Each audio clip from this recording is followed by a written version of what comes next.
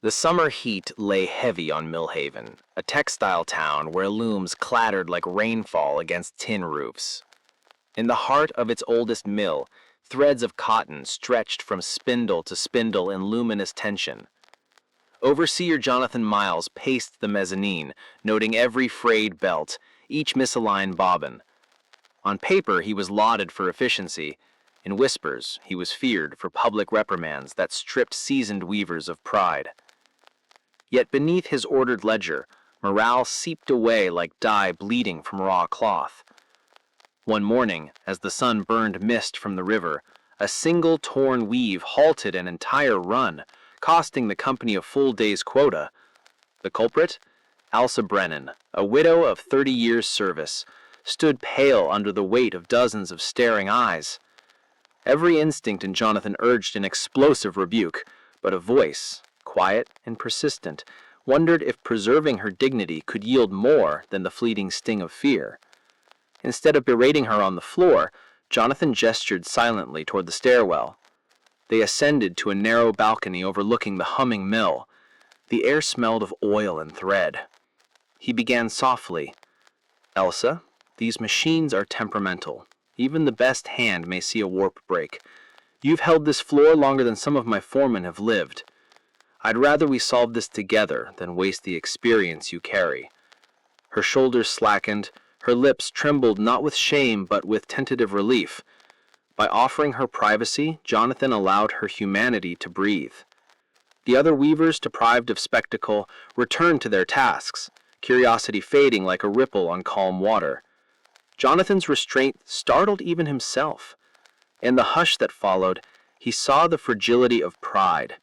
Once shattered publicly, it calcifies into resentment, dulling every stroke of labor thereafter.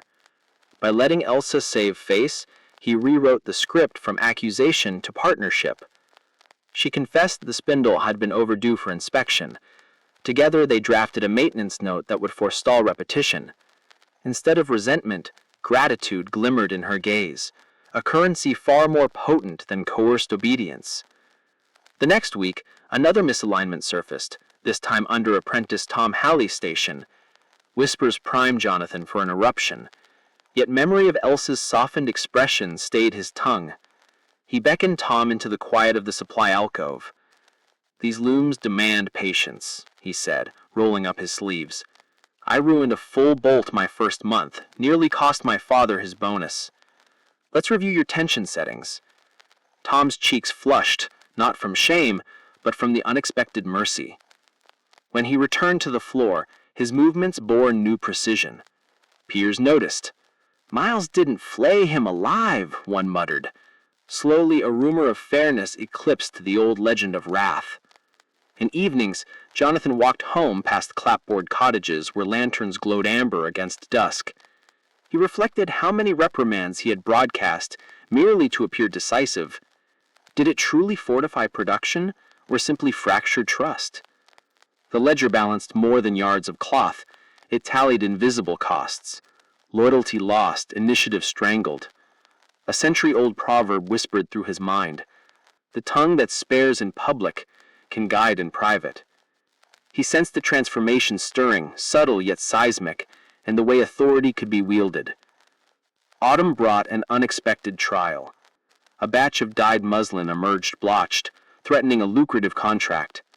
Board members demanded heads. Jonathan summoned the three-man dye team to his office rather than chastise them on the bustling dock.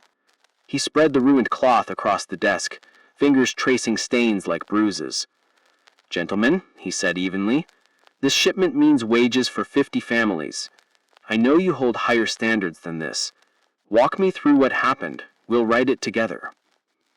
Words so measured, so unaccusatory, unshackled their honesty. A faulty thermometer surfaced as the real villain. Repair orders flew before lunch. By dusk, a salvage plan spun into action. Crisis passed, trust deepened. Weavers began volunteering improvements, a cleaner oil blend, a staggered shift to prevent fatigue. Formerly muted creativity blossomed now that humiliation no longer loomed like a guillotine. Jonathan noticed eye contact lasting longer, greetings warmer. Even seasoned skeptics admitted sotto voce that Miles listens now. Saving face, far from indulgence, had become the mill's quiet productivity engine. A vivid testament arose in December when an error in shipment labeling cost the firm a foreign order. The clerk responsible, Marianne, wept openly in the records room. Jonathan closed the door, handed her a handkerchief, and said, "This error stings, yet your diligence over the past year saved us thrice that cost. I'll speak to the board. They'll know this isn't negligence, but an anomaly." Bolstered, Marianne redoubled her rigor. 2 quarters later, she presented a streamlined tracking ledger that slashed delays by half. Had Jonathan savaged her publicly, innovation might have withered under humiliation. Millhaven gossip, once flavored with tales of outbursts, now carried softer notes. He shields his people. Rival mills quietly envied Hawthorne's retention rates. Skilled hands rarely abandon respect. Investors noticed a subtler metric: steady morale translating into consistent output, even when markets spasmed. Beneath the din of looms, the invisible scaffolding of dignity upheld the enterprise. Jonathan hosted winter suppers in the mess hall, candlelight glinting off spools displayed like trophies. He toasted the crew. "We prosper because each of you shoulders errors privately, yet uphold each other publicly." Applause thundered, mugs clinking. The philosophy had seeped beyond management into peer relations. Spats resolved quietly, blame traded for solutions. Saving face had become communal creed. Years later, as automation crept in, outsiders predicted unrest. Instead, Jonathan convened town hall dialogues, letting fearful weavers voice dread without ridicule. "Machines will assist, not erase," he reassured, unveiling retraining stipends. Trust banked by seasons of respectful handling bought him patience from the workforce. While rival mills rioted, Hawthorne retooled smoothly, weaving prosperity across turbulent decades. The deeper revelation Jonathan carried was almost spiritual. Protecting dignity does not excuse error. It elevates correction.